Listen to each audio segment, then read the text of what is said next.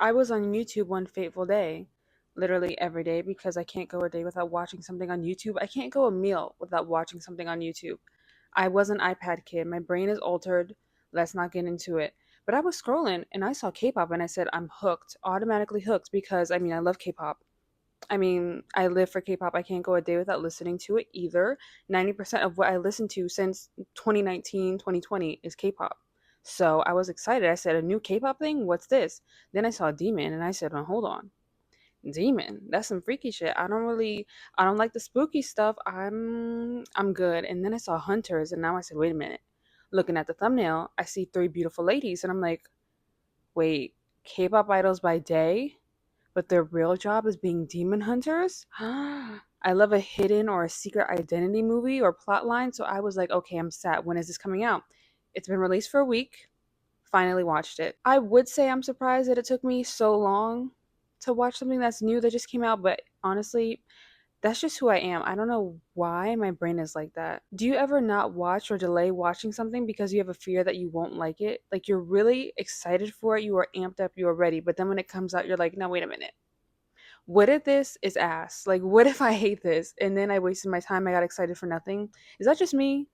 Is that like a problem? Like, either way, I started seeing a bunch of edits for it and then I got FOMO, which is arguably worse than being disappointed, you know? So I was like, let me just give it a shot. I might like it. Either way, there's probably going to be some good songs because I know some of the artists on there. Twice, shout out to Twice, love Twice, Feel Special, Fancy, two of the best songs I've ever heard in my life. Literally changed my brain chemistry. Whoever was a part of that song, mwah, the way Twice did it, mwah, the performances, oh, the choreography, everything. That's why I love K-pop. And then I saw my girl Ray Ami on there. What y'all know about Ray Ami? Y'all don't know nothing about my girl Ray Ami. Like she's so fantastic. I'm obsessed with her music. Her album Foil, oh my god, I got put on. Well, I think I just found it and gave it a shot in like 2022. So good. Carried me through my freshman year of college. So I saw that too. I saw how the animation looked. I saw K-pop. I got excited. I'm in it. And I'm going to recap a little bit for you, share a little bit of my initial thoughts and reactions as a K-pop stan viewing this because there were some things in there that were like, oh, like this is for the K-pop fans. Like this is for us. Like a little nod to certain things that if you're just a common watcher, you might be like, what are they talking about? Now, this may be my fault because I didn't read the description or maybe I just don't pay attention, but I initially thought this was a show. So when I went on Netflix, I was surprised when I saw this was a movie and then I was like, "Oh." So I had to like reset my brain because I was ready to binge watch a show, my favorite activity, my favorite pastime, and then I was like, "Oh, it's a movie." Not the biggest fan of movies, but I'm down to give a movie a try and I was going to watch it regardless, you know what I mean? So yeah, I'm going to give a quick recap and I'm also going to share my thoughts, stuff like that. So there will be spoilers. Sorry, besties, if you were looking for like a non-spoiler review, things like that, you're not gonna get here. Like I have to talk about what happened. I can't not spoil it. Like, sorry. You're just gonna have to come back, friend. You're gonna have to come back so we can gab about it later. Exactly, exactly. Or maybe you're like me and sometimes before you watch something you like to hear about it first and then you're like, okay, you convinced me to watch this. So if that's you, you gotta give credit where credit is due. Make sure you let me know if I put you on. So this movie starts out with some exposition about how these hunters even came to be and like who were the first. So we go back in time and apparently demons have like always existed and everything like that. So hunters I guess just came about and they're like, "You know what? It's time for us to get rid of these bitches because we're done. Like we've had enough. You're ruining the world. We're tired. Like you're tired and we're tired." You know what I mean? So basically not only do they fight because you got to know how to like knock them down, you know, whack them and whack them again, but they sing songs of like hope and courage that just like bring people together. That's the whole point. Like they're supposed to bring people together while the demons are trying to like steal and snatch people's souls and stuff. These hunters are like, we're not going for that.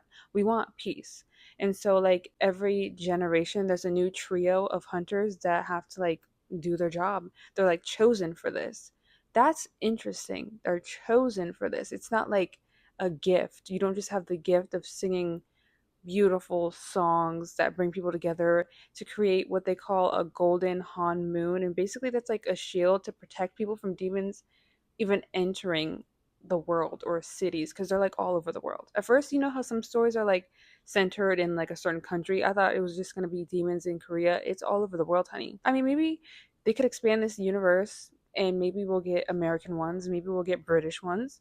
I mean, there's popular boy groups and girl groups all over the world, so they could really make a franchise out of this, but as of right now, it's just K-pop. Or, before K-pop, and now we're at K-pop. But yeah, this girl named Celine is like these girls' mentor or whatever. She's the one like giving us the backstory and filling us in on what's going down. And apparently, like, there's a demon king, and his name is, I hope I say it right. I'm trying with these pronunciations, y'all. I'm not that good with my words. I'm not that good with sounding things out. But I think it's called Gima. Gima. I'm not exactly sure how to say it, but it's this big firewall dude. So the girls we are following are Rumi, Zoe, and Mira, and they make up the girl group Huntrix. That is just, that's such a cute name. No, it is. I could see that being a real girl group name. Like, wow. It was clever. It's cute. Like, it looks cute. The logo is adorable. So, good for the creative team for that one. That is a very cute name because some of these K pop names nowadays, random ass letters. I'm like, what is going on? This isn't even a word. This doesn't even mean anything. Like, this is just sounds. This is just a noise. So Huntrix, very cute. Very not subtle at all, but very cute. Like, if you know, you know. That type of thing. I love it. So the girls are on tour and they are about to perform at a concert and they are on their private jet. Huge as hell. Like, they got money. Like, these girls, they got money. Money, money, money, money, money down. I'm jealous. They got their own packs of ramen. Like, oh my god, imagine that. Like, you have your own ramen flavor. That's how you know you've made it as a celebrity. Where you have your own drink, like fucking Sabrina Carpenter in, what's it called, Air One and Dunkin' Donuts now. That's how you know you made it. You got the Sabrina Carpenter special, or like how they do with like the McDonald's meals, like how BTS had a literal meal. Yeah. Well, yes, that's how you know you're it. I'm still pissed that I couldn't get that bag. The McDonald's I went to when the BTS meal was like a thing did not have the bag. All I wanted was the bag, and I'm never gonna get over it. Like, I'll be sick. I'll be telling my grandkids about that. Like, I want that bag. I need that BTS bag. I do, actually. Anyway, these girls are on their private jet because, starships are meant to what? Fly, exactly. And their manager, Bobby, calls them and he's like, girls, where y'all at? Like, the show is about to start. You're late to your own show. Imagine that. And they're like, what do you mean we're late? Like, we on our way right now. The show is not starting yet. And he's like, actually, yes, it is. What's giving? What's going on? Then they realize their flight attendants are acting all strange and weird. And they're like, you know what? Hold on. Now hold on. Y'all are demons, aren't you? Like, they were like watering a plant with coffee, making a mess with everything. Yeah, you're exposed, you're done. And turns out they were right, clocked it correctly. They were demons, and now we get a fight scene. One way to hook me in is to give me a good fight scene. Yes. Yes, and they did that. It was amazing. They also sang a song. Yeah, it's fantastic. It was very catchy. I was a little scared. Some K-pop, when it comes to the rapping especially, it's really not giving that. Can't say that about Blackpink. Absolutely, the raps usually eat. Absolutely, the raps delivered, the vocals delivered, the choreography. They was doing some choreography. The fight scenes, the animation, it's fantastic. Like, round of applause. While they're doing their fighting, the plane just like bust open. Like, they forgot they were in the sky and that this could crash. Absolutely. But the girls are fine. They end up getting down and escaping, but it turns out at their concert there are demons there ready to take these fans' souls. And they said, absolutely not on my watch. Not on my watch. And everyone thinks it's a part of the show as they're fighting and killing these demons. Like, wow. They're like, the special effects are so cool. No, honey. But you can think that. I noticed all the light sticks. Live for a light stick. Do I have one? No, because I can't afford it. But the second I get some money, I'm getting light sticks for all of my favorite groups, at least my top five. Do I have a top five off the top of my head? Do I like their light stick is the question. Blinks. We we have one of the best light sticks of all time. I really like ateez light stick. I gotta get a BTS light stick. I gotta get the Neo Bong because Neo got my back. Culture things, tech on my mind always. And who else do I want? I wish Itzy had a light stick, man. Why do they have a light ring? I love me some Itzy, but I don't want a light ring. I want a light stick. An Itzy light stick would have been so cute. I can just see it now. Sigh. So yeah, I thought the music was gonna be a little corny, especially because this movie is PG. So I was like, are they really gonna give it? But they did deliver. They did serve hot. The tea was hot. Now, because this movie was out for a week before I watched it, I did come across some edits because I do engage in K-pop content, and obviously K-pop Demon Hunters, you get it. So I already kind of knew about the Saja boys being evil, but I thought that was going to be like the big plot twist in the end. Like I thought this was just going to be an up and coming group that were competing with the girls for like the top spot. I was mistaken, and I'm glad because I thought this movie was ruined for me, but it turns out we know that the Saja boys are evil from like first 10 minutes. I was like, "Oh, okay. All right." So Jinu is like one of the demons that actually is hot. Like a lot of them look like ugly trolls, you know? But he's given like, oh my god, whew, they animated some fine men. Wow, like whoa. So yeah, he's basically like the mastermind behind this whole plan, and I don't know how or why he thought of it now. Like we learn later that he's been down there for a while. He's not like just recently died and then all of a sudden boom, you were determined to be a demon. It was like he's been down there and he's like, "You know what? I have an idea. I know how to get these souls back.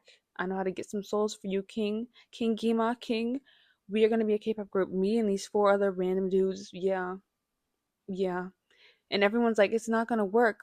It Yeah, it would have worked on me. Like they were doing poses and all this stuff. It was kind of funny because groups tend to pose and do some weird shit. I mean, we've all, if you're a K-pop fan, you've seen an ending fairy, you know. You know they be posing for what, I don't know, but but yeah, they were kind of serving that. And his idea is brilliant. Like, if you are a stan of anyone, you've seen how stan culture gets. Like, fans ride behind you and stand 10 toes down no matter what you do. And that's very scary. That's not a normal thing. Like, that's weird. Like, but they will do it. They literally will. So it's brilliant. He's a genius. He may be a demon, but like, if he's got brains, he's got brains. Gotta give it to him. Also, fans will propel you up and make you prominent to ensure that you have like a long lasting career and that you're like very well out there and well known. You just have to have some hits. And girl, they have hits all right. Well, they have like two songs, but like the one, that's all you needed. Huh, that's all you needed. So yeah, like that is the perfect concept for something like this. Like, wow, the development team, this project, like your minds. I'm here, I see the vision. Like that is brilliant. That is brilliant. Steal the souls from all of the supporters and fans. Wow. We also learned very early on, which actually like had my jaw drop because I just did not expect them to go with this. Turns out Rumi, who's basically like the main girl of Huntrix, is half demon. Her daddy was a demon. I have so many questions. We do not get the answers, but I have so many questions. We're just going to leave it at that because that's where they left it. They said, "Yeah, my dad's a demon," and that's it. That's all. That's all we got. So she has marks, kind of like how Jinu had marks, and she has to cover them up. She's always wearing long sleeves. They're like all on her neck, all on her arms. And they have a song that they're singing that they're about to release talking about like no more hiding who I'm supposed to be or who I'm meant to be or who I was born to be or whatever it was. And here we are. The irony of it all. What's gonna happen? Ooh, ooh. And the other shock to that is I thought the girls would know, but they're all just kind of like trying to keep her protected from the demons because maybe they can like sense that. Maybe they'll be like coming after her. So they like hunt people before they get hunted. But no, the girls don't know. Mira and Zoe, her own bandmates, her sisters for life, have no idea. Messy boots. Ooh, messy boots. The only person that knows is Celine, who's the one that like brought all these hunters together. Cause at first when she was in her own dressing room by herself, I was like, now why is she by herself in this dressing room? I thought we were gonna get into the whole favoritism thing that happens in like K-pop, cause oh girl, that's a whole other conversation. It's definitely a thing. People love to deny it. Favoritism towards more popular members is a thing. That's what I thought they were going for. But no, it's just because she's hiding who she really is. Guess the movie didn't want to go too deep. Respect it. Respect it. All of a sudden, girl, we get this K drama ass moment. Love a K drama. I do. I do. I did just watch her private life last month, so I want to start watching more. It's just such like a time commitment though, because these episodes be an hour long, and sometimes they really don't need to be. They just have all these filler, and I'm like, no. Like I like long seasons, but this is too much. Like it's got to be good content. But there's this like slow mo K drama moment, music and all. If you know, you know. It's when Rumi bumps into Jinu. This is when they first meet. This is their meet cute, if you will, their first encounter, if you will. What had happened before that is that all of a sudden Rumi, as they're preparing a live performance of their new single, can't sing. And she's like, "Uh oh, what's going on?" So Zoe's like, "I know this doctor." She takes her to this doctor that can sense what's wrong with you. Girl, I don't be messing with that stuff. That's rich people stuff. Like, who got time for that? I just could never trust someone that's like, I see what's going on. Let me give you this juice to heal you and fix you up. Basically, that's what he does.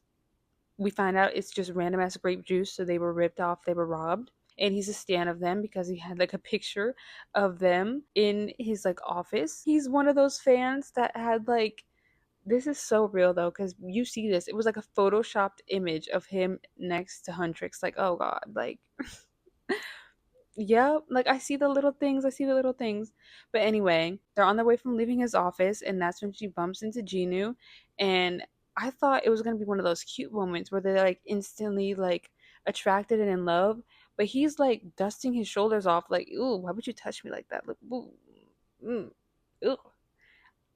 But Mira and Zoe had Rumi's back because they were seeing the other boys with him, and just like I was, foaming at the mouth. They were obsessed with the abs and the long hair, the luscious hair, and honestly, me too. Like, oh my god, like we're just girls at the end of the day. We are literally just girls. Fangirls, if you will. And Zoe is the main fangirl, but Mira's more cool about it. Love her actually. Love her for that. So the girls slowly but surely find out that these aren't just some random group of five boys. They're a new K-pop group called Saja Boys. And they go out and sing the most, oh my god, the most earworm, ear candy song, bubblegum pop ass song that you could ever sing, ever dream, ever think of. And I live for it. I can't stop. Ever since I heard a clip of it before I even watched the movie, it would not leave my head. But in an annoying way, but in a good way because it's good. Like it's a very good song. If you listen to Astro, especially old Astro, it reminds me of Baby. Like that is one of my favorite K-pop songs. But it reminds me of that mixed with what's it called? Candy Sugar Pop, one of their later songs. It's like a mix of those. So if you're into that sound, oh my god. If you need a real group that sounds like Sasha Boys, listen to Astro, especially their old music when they were like younger. That shit was so fire, so fire. But pretty quickly, the girls clock that these aren't just regular K-pop boys either. They are demons, 100%. They see the marks on the neck, on Jinu's neck, and they're like, "Oh, we got you. We got something for that ass." They were not gonna let this slide, especially because these new kids on the block are kind of like taking their throne. Like they're apparently the only main girls main group in this society. So they're like, oh, not only are you like a little threat to humanity, but you're a threat to our bag. You're gonna take our fans? We're not having that. Because apparently you can't be a multi-stand in this universe. Like, I'd be done for. I like how the majority of the Saja Boys song was in Korean because you know how some of these K-pop songs now, it's like too much English and it don't even make sense. So I really did appreciate like how this was like a Korean pop song. Right, right. So yeah, this was all around like the 30-minute mark. So I was excited to see where we could go from here. So basically at the end of the performance, Gina was like, catch us at our variety show appearance. If you are not a K-pop fan, you probably don't know what a variety show is. Oh my god, the lore, the moments, the edits, the reaction videos you get from these variety show appearances, I just can't even. If you think of Jimmy Kimmel or Jimmy Fallon, turn that up times like 1,000 for some of these. They make these idols do the weirdest shit I've ever seen in my life. Like it's just so weird. It's just so random what they ask you to do sometimes. Like, hello? Hello? Typically, unless there's like a huge budget, it's usually like newer groups that go on these variety shows to get more attention for their comeback, aka new release. Right, stick with me here. Stick with me, stick beside me. They go on there and basically are humiliated. But it's content, but also publicity. So you got to do what you got to do. Got to get that check at the end of the day. Who's going to be laughing when that check clears? Exactly. They asked these boys to drink hot sauce. I didn't think it was going to affect them because they were like demons, but no, like it actually, like they was going through it. It was rough. I actually felt bad even though I was like, no, just because they're hot. Don't let that fool you. Don't let that trick you.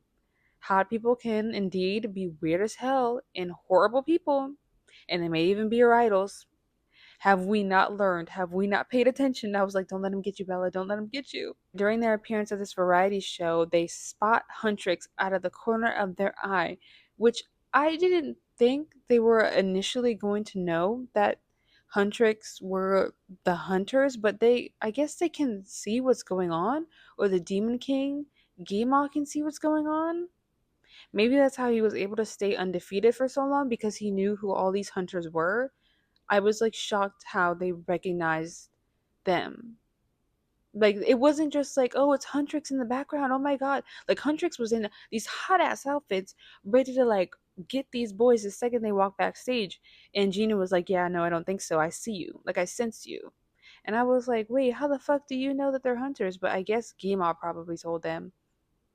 I guess he has all seeing eyes everywhere, even on Earth, not just their underworld, everywhere. The girls have a very embarrassing moment because they are in leather and they have to slide down to enter to get on the ground basically. And yikes, I would literally die. They all go backstage and they go into a bathhouse, and it's supposed to be like just like a boy section, and the girls were like, yeah, we don't really give a fuck about all that. We're ready to take you down right here, right now. There's a bunch of demons that pop out. It's a big fight scene. um their weapons are really cool. I really like the look of them, and I think there's probably some historical significance there, but I am not skilled. I do not know anything about weapons. They definitely look like different types. Like one's more long range, one's more like up close, and one's kind of like, I don't know, either or. I'm not really sure. I don't really know. I'm a lover, not a fighter, so I wouldn't really know about all that anyways. Rumi's jacket rips, and Jinu is like, I see that. Guess Gima probably didn't know all that either, but she's got those demon marks, and he's like, oh, this is good. And she's like freaking the fuck out while Mira and Zoe are like, Rumi, we need your help. Like, come here. And she's like, ooh, y'all aren't supposed to know. And so basically, Jinu saves her ass, kind of. He helps her. Somehow, he wraps up her arm that was like where the jacket had ripped off and goes about his business. Why he helped her, I don't know. And then he ran off. And this is, at this moment, this is when I realized why there was so much ship content, because I had been seeing edits, but I didn't watch them. I just like saved them for later because I was like, why are people shipping them? Like, aren't they like evil? But I see the movie was starting something, and I did pick up on it.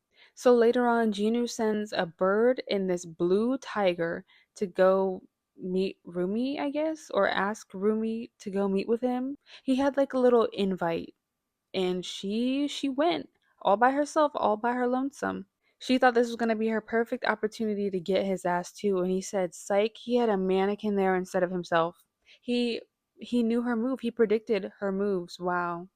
I'd be pissed as hell. A mannequin? You telling me I thought I got you, slashed your ass, ended you, thought I had no more worries, and that was a mannequin? I'd be sick. Nobody talk to me. Nobody talk to me. That would have destroyed my ego and my confidence so bad you don't even understand. Once again, I hate to give a demon their tens, but like that body double plan was indeed genius. He ends up assuming her friends don't know about her markings, and he was right. He just knows too much. He's just too good. He's been here for too long, literally, because then he goes into his whole lore and his backstory. Basically, this man is 400 years old. 400. Ooh. I know a lot of fantasy girlies that like read fantasy books, or like that's no big deal. Like there's been dudes that are like 10,000 years older than the main girl, but this is new for me. I'm not into that type of fantasy. I'm more into like fantasy world, fantasy creatures, but not like fantasy romance where it's like this. So I was like, okay, there goes that romance. Like they're not going to do that, right? We don't know how old Huntrix is though, so maybe they're like 25. Was going out busking or like, just playing outside, hoping people will throw him a few dollars if they had some. And he was really poor. His whole family was poor, so he was trying to help out.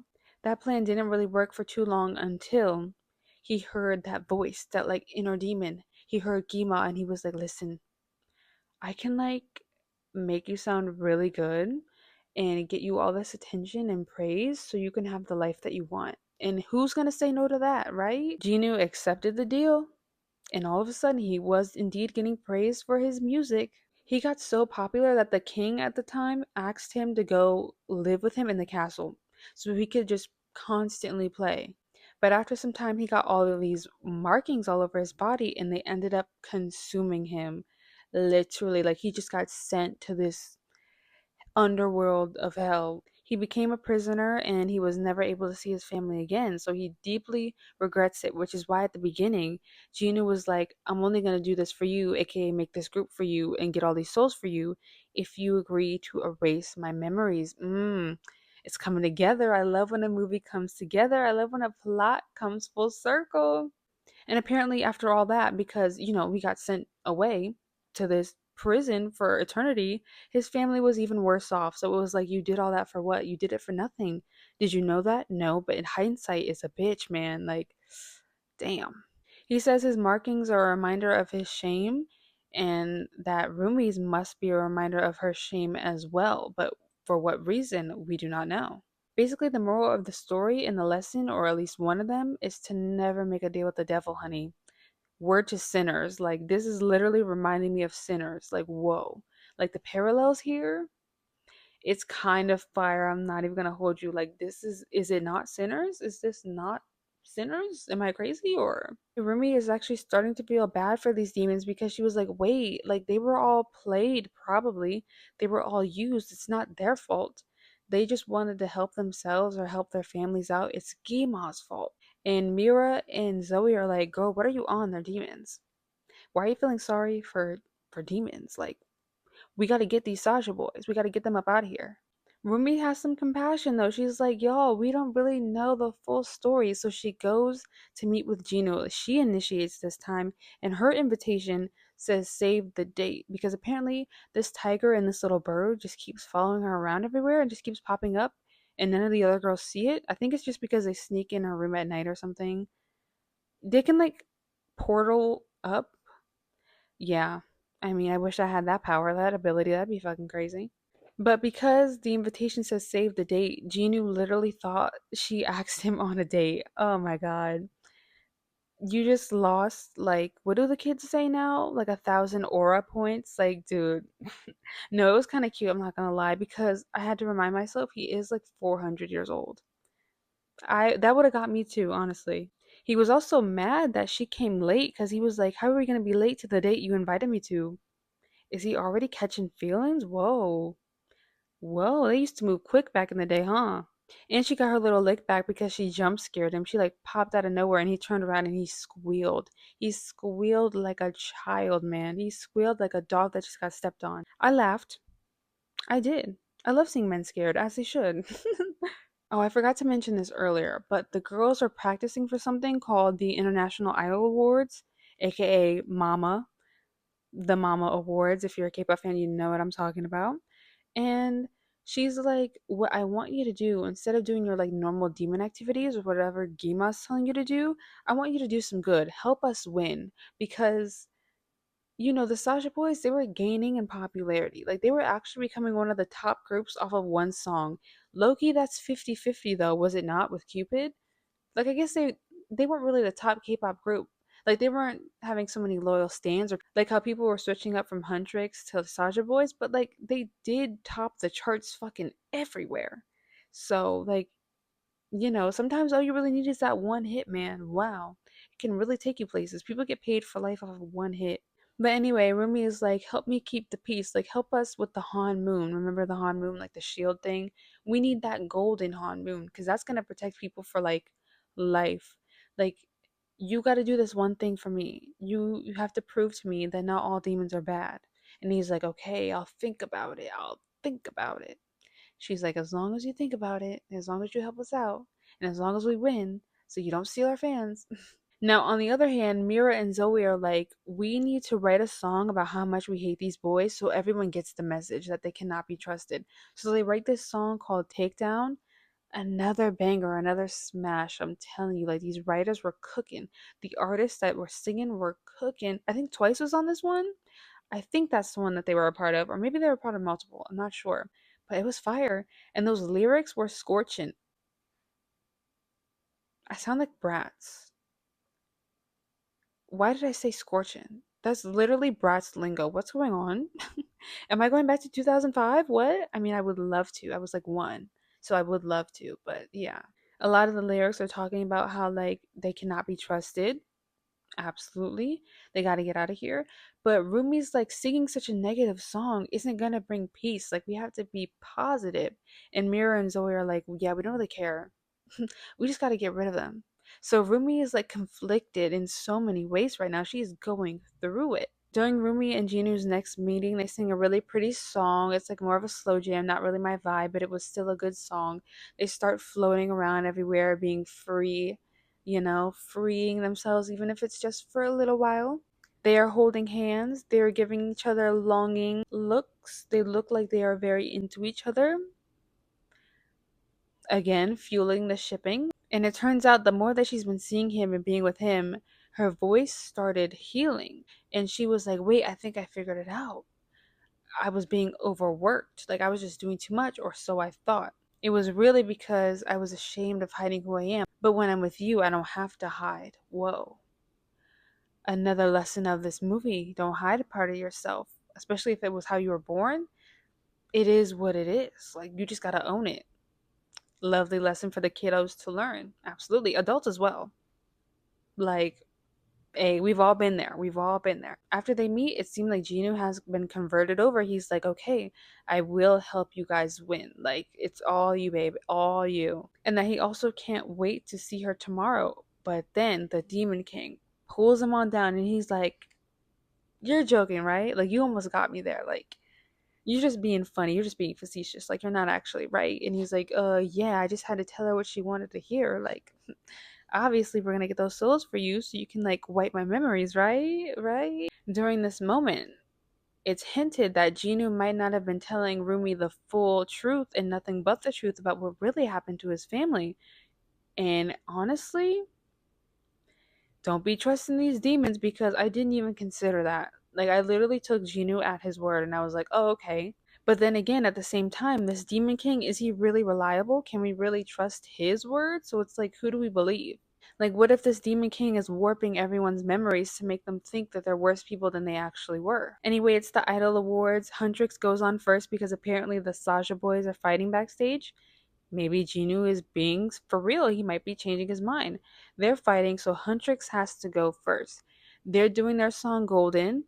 Ironically enough, Golden Han Moon Golden. The music is very telling. Like the music is telling you what's going on, how they're feeling, as a lot of music does. That's what music is for. It's like a diary. So yeah, I can't be too mad at it. And it's also like a musical movie. So like, a lot of musical songs literally tell you what is happening, help lead the plot, help tell you what the characters are thinking. Everyone has their I want song, stuff like that.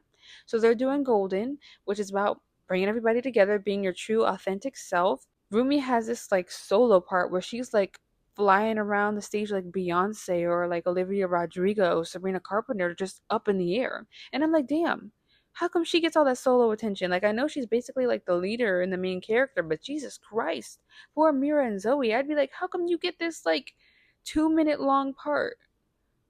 Talk about a killing part. Like, hello? Like, that's just not one iconic part. You got the whole song.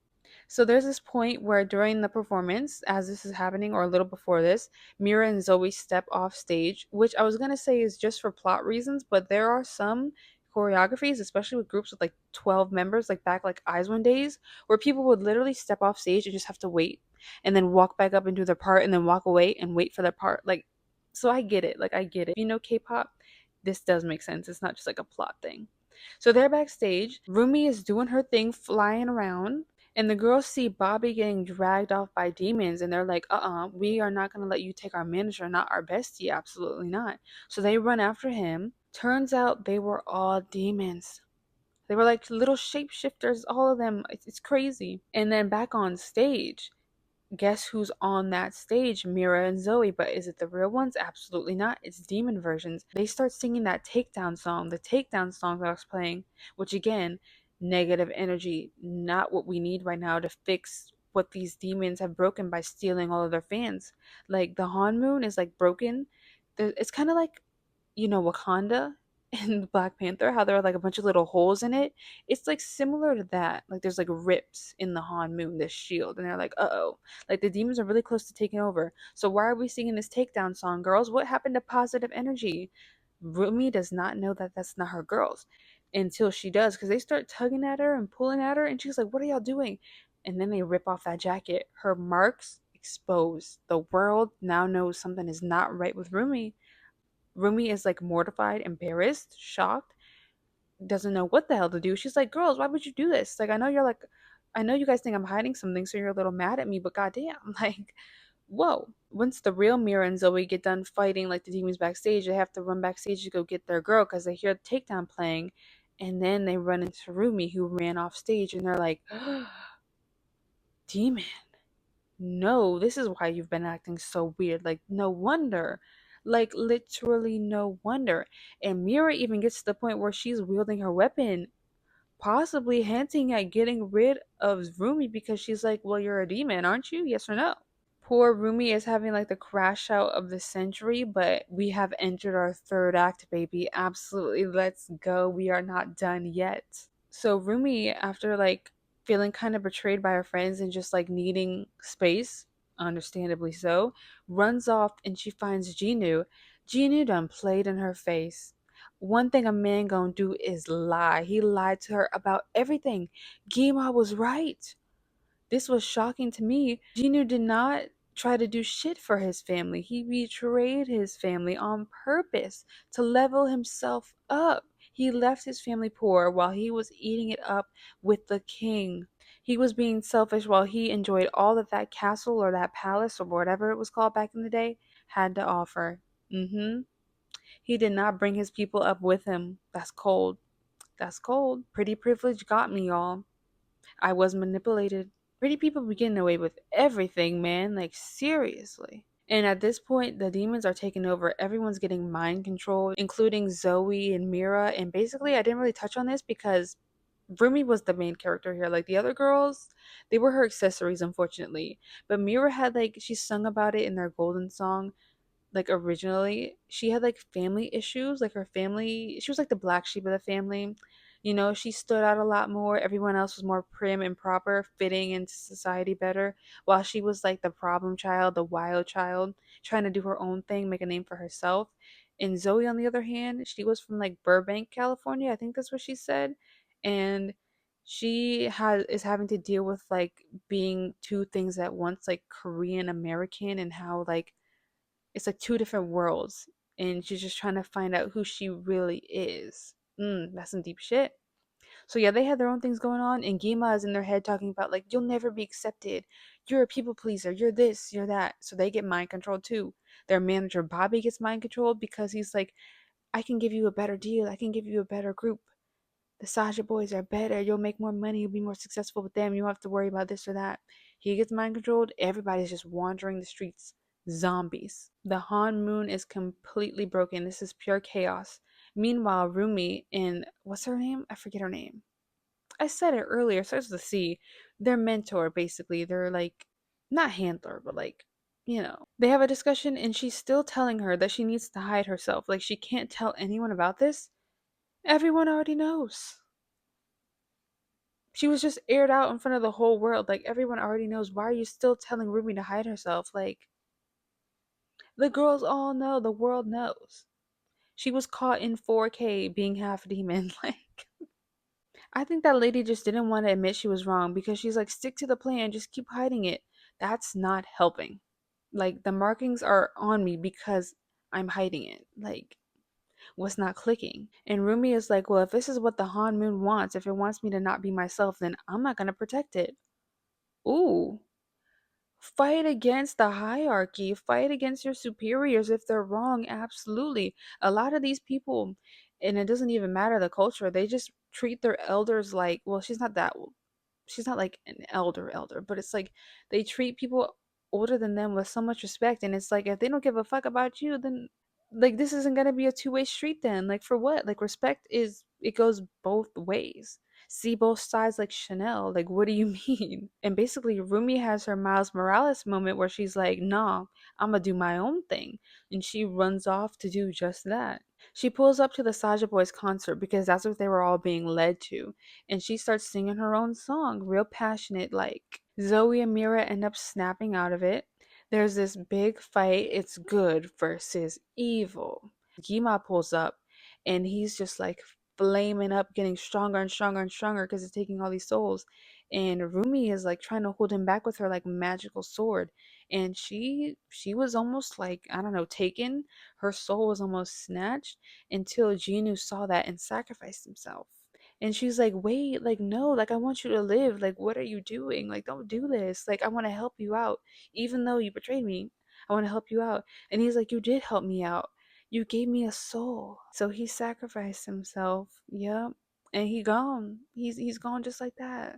Honestly, I just now thought about this, but like their swords and stuff, their weapons are like bright ass blue, which is also the blue that looks like the souls when it gets like snatched. So are they also feeding off their fans' energy but making it more positive while the demons are like way more negative? I just thought about that. So like in a way they're all using their fans' souls. Right? Or am I just tripping? Do both things just so happen to be blue? Or is that like a thing we were supposed to catch? I don't know. But anyway, her sword gets stronger, and they all end up defeating all of the demons, including those other hot ones that were basically non existent. Like, their names are basic as hell. I was like, oh no. Like, as soon as I saw that, I said, oh, we're not really going to get into their backstory, huh? Okay. Okay, you know what? It's fine. I mean, their names were literally like romance, Abby, mystery, and another archetype that most boy groups or girl groups follow. You know, you get that one assigned personality trait, and you have to give that 100% of the time. But like, they barely talked. One of them barked. I think it was mystery. Yeah, okay. Anyway, they tear into the Demon King. Everyone snaps out of it. And happily ever after, they sing their song. Everyone's like, whoo, Saja boys no more. Like, let's pretend that never happened, right? We have always loved huntrix. Woo! They're like taking all their Saja boys merch off. It's so funny. After they sing their song, they just kind of look out at the crowd and being like, we did that. The golden honeymoon is here. Work. Work. We saved the world. We are like the true hunters. We are the true protectors. And the credits roll. Great like ending credit sequence. It was very cute. I hope you kept watching. Also because twice we saw clips of twice in real life singing. It was Jiho, Chaeyoung, and who else? Oh, Jonghyun. Yeah. Shout out to Twice. And here are some random thoughts that I had about this movie as like a fan, from like a fan's perspective. Love the K-pop light sticks. Like some of these light sticks be like those cheap ones before groups get like their official ones. That's what the Huntrix light stick looked like to me. No shade to my girlies. Like it was a very cute design, but the Saja boys looked better quality. Whoever their manufacturer was did their big one, and I'm not gonna deny that. I can't take that away from them. They're evil, but they got good taste. The styling in this movie, it felt like a real K-pop group. Like it felt very real, very cute. Same with the hairstyles. Like I saw people saying this online, but like the braid Rumi had did look like Jenny and Kill This Love, literally. Oh, you can't see it on here though. No, but it's like that same braid. And they did say, like, I saw the creators say they took inspo from like a bunch of different groups. So there's like no one group where it was just like, yeah, this is who Huntrix are. It was like a mix. Same with Saja Boys, because they were kind of giving ateez Hala Hala vibes when they were first. The five of them were first introduced, were they not? Yeah, I was getting the hats, which are also like a cultural thing, right? And like the like long outfits, I'm pretty sure. I remember Hongjoong saying something about that. I already said this, but I also really liked how like each generation that they showed on the beginning for like 2 seconds was very reminiscent of like old Korean music. Because I watched some video on it maybe like a year or two ago about like the different, like how K-pop evolved into what it is today, and a lot of the outfits and like vibes very similar. Yeah. The way the fans were acting in this movie was literally too real. Like I could literally see this happening. Well, okay, not like all, hopefully not like all the demon stuff, but like the way the fans reacted to like switching up on their favorite group the second like a new hot group was in town, being like, I stand them first, I was there day one, I remember when they debuted and this and this and that. It's too real, it's too real. Also, like in the beginning where it was like more wholesome, where it was like having a bias, knowing all these fun facts about a member, knowing where they're from, knowing their like position in the group, the visual, the main dancer, the lead dancer, the leader, this and that. Like it is fun to know those things, like knowing their whole life story, how they got here, when they debuted, how old they are. A lot of K-pop fans do that. There's a bunch of videos about like, here's a guide to insert group. Like literally, there's hundreds. They also played non-original music in this movie, which shocked me. I did not think they were gonna play like non, I forget what it's called, but like non-movie soundtrack stuff. They played Strategy by Twice and Megan Thee Stallion, and I sat up. I said, no, hold on. Got you on my radar, so you're never gonna leave. My strategy will get you, baby. I love that song. I love that song. I even put my mother on that song. She liked that song, absolutely. One thing that they talked about quite a bit is how exhausted the girls were from touring and performing and being on stage all the time. That is absolutely a thing, whether these idols admit it or not. And a lot of times they like discreetly tell people, and everyone just laughs it off. They're like, oh my God, these boys are always performing. They're always coming back, this and this or that. Isn't that so funny? We love more content from them. Like, even though these cameras are always in their face because they do personal vlogs and they're always recording a music video or they're always out promoting something, like, they love it. So we love it. No, people need a break. Like, they are human beings, they're not robots. They do need a break. And Zoe and Mira were definitely on that. Rumi was not. She was like, we need this golden honeymoon now. But all Mira and Zoe wanted to do after their tour, after they just toured, was couch. They just wanted to eat, they wanted some grub, and they wanted couch. But Rumi couldn't handle that. I thought it was interesting how it was a member that was just like overworking everyone instead of like their management, because I thought that's where they were going to go with this. But that is not where they went with this. I mean, it was literally a case of self sabotage, though. So she was going through some things. She was. Again, with that variety show thing, the creators definitely did their research. I also saw someone say they were considering doing like a Isaac competition thing, which, if you've never heard of that, it's like a bunch of idols doing random sports or random activities, like not reacting to people being all up in their face. Like, there's literally a challenge where you're not supposed to react to anything or you're out and you lose. And you just have to sit there for as long as you can, not doing nothing, not reacting when people are making jokes, laughing in your face, farting, peeing their pants, screaming, falling on their face. You have to not move. Black Beatles challenge, basically. Oh my God, do you remember that? That was like 10 years ago.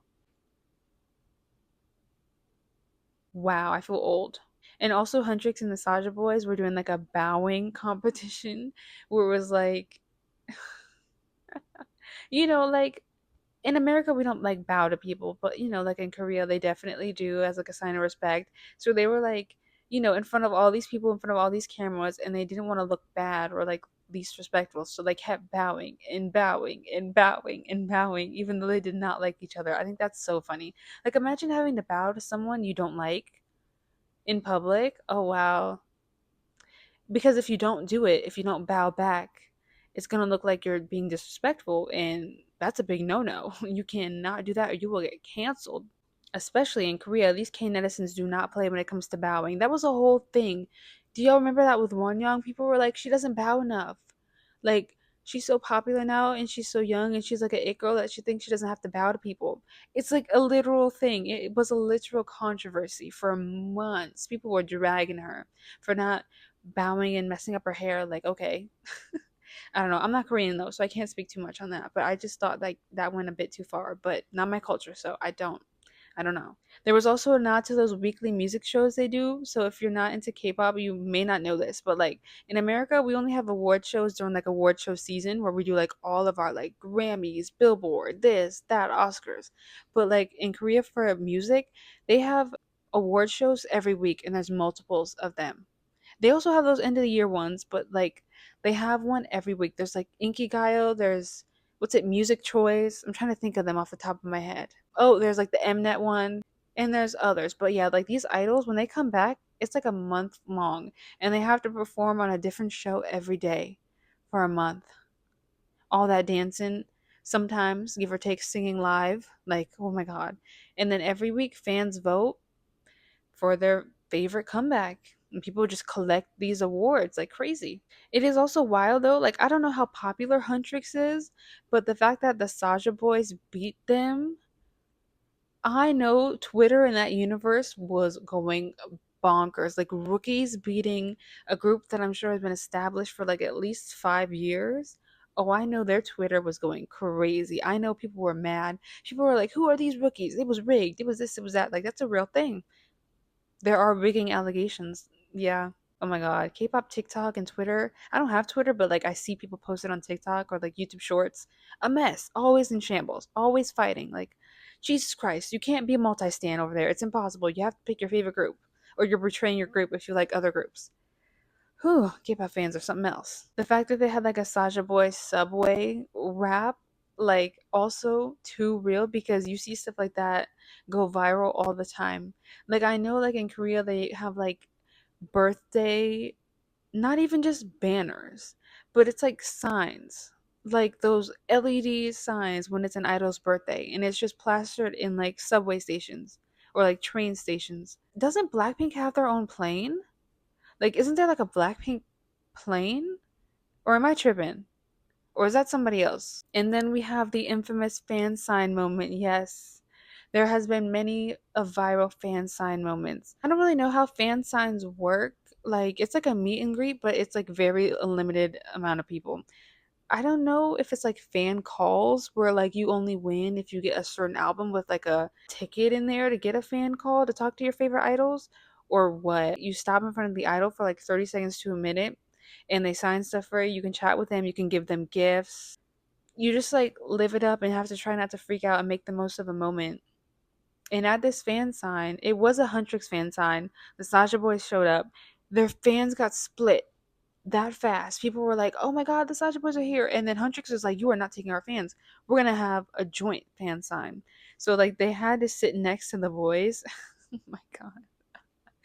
Mira and Zoe were fangirling just like me, literally trying not to freak out, sitting next to two adorable men. Rumi and Jinu were sitting next to each other, of course, like staring daggers into each other's eyes. People were literally shipping the members to their face. I have never seen something like that in my life. Yes, random K-pop idols do get shipped all the time together. Why? I don't know. Don't ask me. But these fans were wearing t-shirts and showing that, like, you didn't even know that Saja Boys were going to be there, yet you wore a shirt with a Huntrix member and a Saja Boys member on it. Hello? Like, wow. The girl with the jinu and rumi shirt on was hilarious though because she was just like, "Are you guys whispering? What are you whispering about? You can tell me your secret safe with me." She was wearing her shirt and they were literally talking about like blackmail. Like, oh my god. Like that is so funny. The Sasha Boys being there in the first place is messy. Like they were on some bullshit. They should not have been there. What? Like just doing a random pop up. And then afterwards, the Saja boy threw their flowers, aka their gifts, away. Now, this is a big thing in K pop. Now, usually it's for security reasons. Like if people give them like a teddy bear or a stuffed animal, they throw that away or check it before they give it to the idol because people are weird. Like there's been many cases where there's been like hidden cameras or microphones and all types of stuff. It's weird. Like, oh my god. Freaky, very creepy. So I don't blame people for throwing it away, but it's also like people spent money on that and they think they're giving you a gift. Did you ask for the gift? No, but it would be nice to keep it. So like flowers are different than like a stuffed animal though. Like these Saja boys did not care at all. They were like, "Fuck these fans. Like we just want your soul. Like we don't like you." But yeah, that is the thing in K-pop. They do throw away gifts sometimes. Sometimes they like literally tell you not to give gifts to people or they'll throw it away or they'll be like you can give gifts or like you can wear like a cute little like crown or you can give your idol a hat or this or that, but we're giving it back to you. I think that's better than throwing it away because throwing it away is wasteful. You wasted people's money, you're wasting all these materials, but like if you give it back it's like okay, at least I can keep it, like, you know.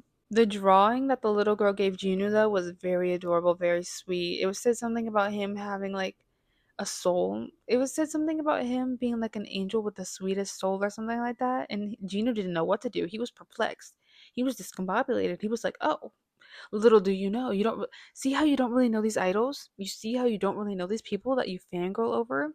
I have done this. Like I'm not innocent in this at all. But like, damn, you really got to be careful who you stand. Like this is why you don't get too close. This is why you don't get too parasocial. You see that? See that? And then fast forward a little bit when they were in the International Idol Awards, I saw posters of real life groups in there. I don't think I caught all of them, but I saw a Meow poster, which is a very new group. So like they must have put that in very recently. And I also saw a Twice poster. And I was like, they're actually putting real groups. So you're telling me Twice and Meow are canon in this universe. Right, right, right. So Huntrix must be bigger than all of them then. Because they were like number one on the charts before Saja Boys started taking them down and like the whole Idol Awards controversy, bad performance. Like, damn. Another thing with the light sticks is I like how during the golden performance, the light sticks changed color. That is what I love about light sticks the most. Like, you can connect it to like Bluetooth or like at a concert. I guess it just automatically connects. I don't know. I don't have one. I've never been to a K-pop concert. Like, it's tragic. I know I need to, but like everyone's light sticks connect to the music and like they change at the perfect time. Like I think I've seen a behind the scenes video where there's like someone in like a booth somewhere where they control all the lighting also controls the color of the light sticks. But if you have a light stick at home you can use your Bluetooth. I can't explain it well, but like during certain songs the light stick will change color or like pulsate to the beat of the song. It's crazy. Like I need one so bad. If anyone would like to donate some funds, that would be fantastic. The last K-pop thing I really, really noticed was at the very end when the Saja Boys were canceled and there was a trash can full of their merch. This is not a K-pop only thing. I've seen it happen with other artists, Melanie Martinez being one because of allegations I will not get into. But I remember even with things like Chen having a baby, who was a member of EXO, one of like the biggest Korean boy groups of all time, they were lighting his photo cards on fire. They were throwing them all in the streets, just like trash, just because this man had a wife and a baby. The Saja boys did much worse. They deserved to have their shit thrown out. But oh my god, like this is a real thing K-pop fans do over way less. Like it could be worse, y'all. It has been worse. K-pop idols have done much worse than having a child. So, you know, maybe let's not do too much. Let's not do too much. Some random thoughts I have about the movie as a whole after I like really let it sit and reflected on it is I wish we just had more time to learn about Zoe's backstory and Mira's backstory, and also the whole like how did Huntrix form? Like they said, three girls are chosen. How? Do they have to go through the trainee system like other idols? Like Rumi, I forgot to mention this, but her mother was a hunter, so she's like a nepo baby basically. She was like in this shit no matter what, regardless. Probably because her mom was friends with Celine. Was that her name? The mentor lady, was that her name? Did I just remember all of a sudden? That's what people are assuming, that they were probably friends or something. So like obviously Rumi was in, so it was really a fight for the two other spots. But how did they get in? Cuz Zoe's not even from Korea. So how did she like how was there an audition process? Was she just like watched over time and was like, "You, we pick you to be a hunter. You want to be an idol? How about you be an idol and a hunter? How about that?" Like, is there tests they have to go through? Does they have to train for this? I need to know. I would love to know. And this is why I would have loved a TV show. We would have dived into this way more. And also, as I mentioned before, we would have gotten to know all the other Saja Boy members and their backstories. Like, I'm interested to see how they got there. Because they don't look like these other demon ugly trolls. Like, how come they look good? Like how come like how does that mean you're newer? Does that mean you're favored by Gima? Like how why did they look different? What's their story? What's their real names? Because we really didn't hear them talk, which makes me think they don't have thoughts and they're just being completely controlled. And maybe Gima tortures people for fun and like lets some people keep their memories, but everyone else becomes like a husk of their former self, just like a shell and a pawn and a zombie to be used by him. we may never know. Either we get a prequel explaining all this or not. Maybe they'll make it a show, maybe not, but I think it should have been. I know this animation takes a long time though, so if it was a show, it probably wouldn't have looked as good. So I can't be too mad at it. Also, some movies are good segues into shows because it's just like a test. You know, do you like this? Yes or no? If so, we will spend we will dedicate more time making it a more full fleshed out story. So I get it. They wanted to see if it would work. I just think Zoe and Mira though were done the most dirty, unfortunately. Like they were in it, but they were not in the story like Rumi was. Rumi and Jinu were driving the story. And I just don't like if it's a group. I don't like how the other members were on the back burner and kind of had nothing to do. But that's just because of the movie format. There just wasn't a lot of time. So, unfortunate. It's tough out here. It's tough. Out of the three girls, I'd say Mira is my bias, aka my fave. I just really like the members with the deep voices, but like serve face and are really like cute though. Like you think maybe like because they're like their voice is deep, I don't know, they might be like too cool or like whatever. It kind of reminds me of like Felix from Stray Kids. Now Minho is my bias in Stray Kids, but I always love Felix because he has such like a cute little baby face and pretty striking features. But like you would never expect his voice to sound like that. It's like whoa, it's like a shock. I love that. Also, Mira had pink hair. Pink is my favorite color. I also like her vibe. Her style was very cool. It was kind of like grungy. It was just different. It was cool. I liked it.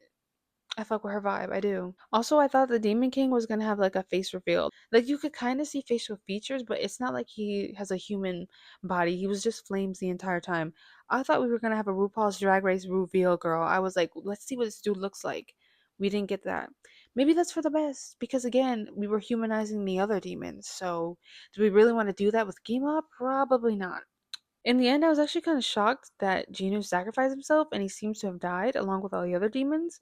Now, like, I get why they are demons, but the story kind of pushed like a redemption arc on them. Like, I really thought they were going to be redeemed.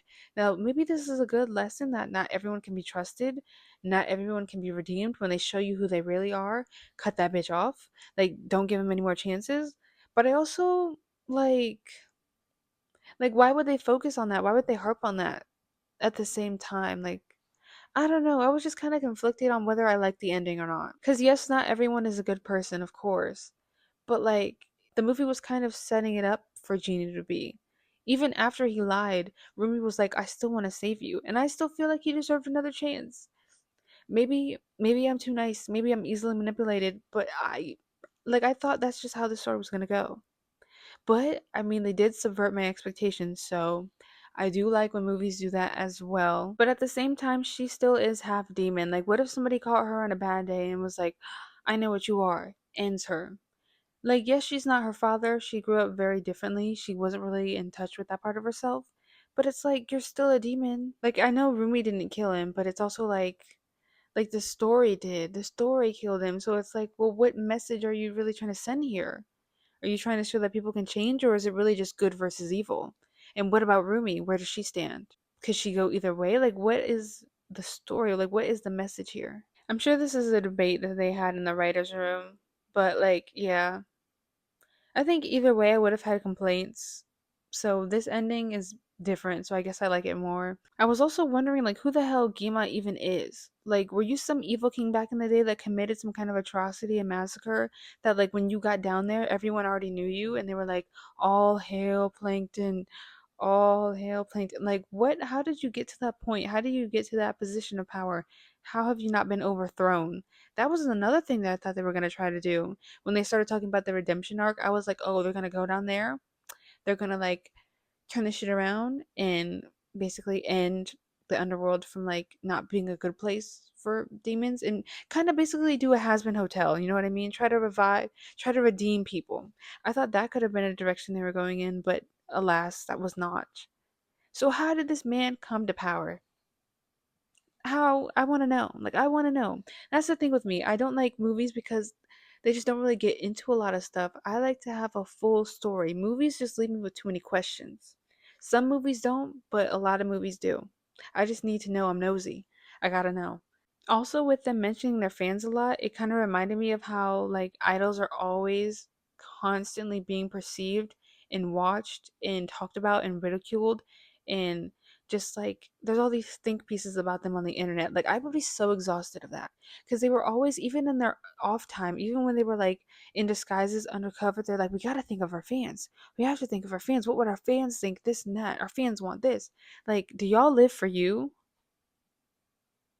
Like real talk, like that's kind of scary to think about. Like, can you live for you if you're like a big celebrity, or do you have to live for whatever everybody thinks about you? Like that's yikes. Yikes. Now I hate to compare, but I was kind of comparing this show to Jenny Chow versus the Underworld because the whole underworld kind of aspect with like demons and stuff, the whole like it they're both like Asian centered Asian characters, different cultures though, and like different mythologies, things like that. But the main reason I thought about it is because, Cat's Eye, who's like adjacent to K-pop, sang on the Jenny Chow versus the Underworld soundtrack. That's why my mind kind of like went there. And I really like how that was a series because they just got into way more. And like the losses of certain characters just hit. Like the impact was different. It like I damn near cried when certain people didn't make it, or when they like gave me a big plot twist. Like it just hit so much different. I also saw a comment somebody said comparing this movie to My Little Pony Equestria Girls, and that unlocked something within me. That is one of my favorite movies from my childhood. My Little Pony is one of my favorite franchises of all time. And I see that because literally the Dazzlings were a group of three girls that were sirens instead of demons, trying to take over and ruin all of the harmony and all of Equestria, and, you know, Rainbow Rocks, which were all like the My Little Pony main six girls. Were like, no, we have to fight for the power of friendship. We have to like heal our world and this and that. We can't let the sirens take over. Like, it's literally like the stars are aligning. Like, this is that movie, but I think Equestria Girls did it better. I hate to compare. I hate to be that bitch, but I will. Like, I'm sorry. Yeah, you. If you like this movie, please go watch My Little Pony Equestria Girls. Rainbow Rocks. That was the second movie. Go watch it because you will love it, and the songs are also just as good. Yeah, that movie was gaggy. I just watched that movie like a year or two ago. It still hit. Like the music still hits, and now I'm gonna listen to it after this. The Dazzling songs were fantastic. I kind of like them better than the My Little Pony girls. I hate to do it to them. Those are my girls. Those are my sisters. But for all the people that are comparing this to Turning Red, I'm with you. I see you. It kind of reminds me of how Four Town kind of took over the internet for a while, and we all wanted Four Town to be a real thing. Their music was fire too. I lived for Four Town. Oh my God, Jordan Fisher, his voice is just too good. But it does kind of remind me of that. Like that was a phenomenon. You had to be there. Like that was like peak COVID. Like we were all delulu. We were all like, Four Town's gonna be real. Like we're gonna see some of that for real. It didn't happen, of course, but we lived for Four Town. Like it's just in our DNA to be fangirls. Trust. Like that soundtrack had me in a chokehold for months. Like they ate too much. Disney really slid on that. Like Jordan Fisher, Phineas, and whoever else was involved, fantastic work. You know it. Everyone knew it. Everyone was obsessed. Last but not least, what I really liked about this movie is the animation. I really like what Sony is doing because I forgot Sony was the ones behind Spider Man, like the Miles Morales versions, Into the Spider Verse, Across the Spider Verse, and whatever the third one's going to be called, whenever that comes out. Their animation just looks so different. And my thing with Disney that has kind of been pissing me off for so long now is that a lot of their princesses and just their movies, their Pixar movies too, just look the same, and I'm just tired of it. Like I'm tired of it. When I see something animated, I want to see something unique. Like that's what makes a movie individual and makes it like a standalone project. If all of your projects look the same, then why would I give a fuck? Like I don't want to see the same thing over and over and over. Like a good story is not just storytelling, it's like the visuals.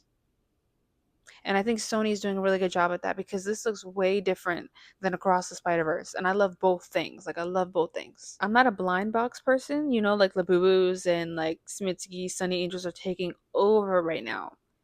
I'm not into it, but I feel like I could be soon if I once I get the coin. Once I get the coin, and if those prices drop down a little bit, because some of them are expensive. But I feel like if they create a blind box for this, it would be a hit. Like it's so in right now. I already see people coming up with merch. I'm like, oh my God. And I think there is already official merch. Like they know what they're doing. They're trying to make this a franchise. They're trying to make this like a brand. Like, yes, this is peak consumerism and capitalism, and we can't be doing too much. But also, like, if it's good quality, it's good quality, and if it's cute, it's cute. As long as you don't like throw it away, right? Right? Like, also, if they release that yellow jacket that Rumi was wearing during that one part in the movie, I will literally drop a band that I don't have on that jacket. I need that yellow and black jacket. I need that. I need that. Somebody bring it my way or remake it, please. Please, I need that jacket. That was fire. Okay, friends. Well, I've talked entirely too much. I don't think I've ever talked this much in my life. I don't like talking, believe it or not. But yeah, that is it for me. Tell me what you think about this movie. Tell me if you liked it, you hate it, why? Do you think we should get more, or do you think this is a one and done, a standalone, and that's all we need? If you're a K-pop fan, did you catch any other things that I probably missed? Because, like there's some things in the background that I'm sure I did not see. Like maybe like advertisements when they were out walking around after getting their juice. Or if you weren't a K-pop fan before this movie, were you converted? Because I did see some people saying that they became K-pop fans after this and that they've never heard K-pop in their life, but now they're interested. So, when did you get into K-pop? You know what I mean? Let me know. Was it second gen, third gen, BTS, Blackpink 2 days ago? All right, y'all, that is it from me. Say bye to RJ and stand BTS because they're all out of the military. Let's go, let's go. And stand Blackpink because their music is fire and they're about to come back. And I can't go to the tour because I don't have a ticket and they don't come anywhere near me, but I will be cheering from afar. And that song better be good. We waited 3 years for that shit. That shit better be good. All right. Bye.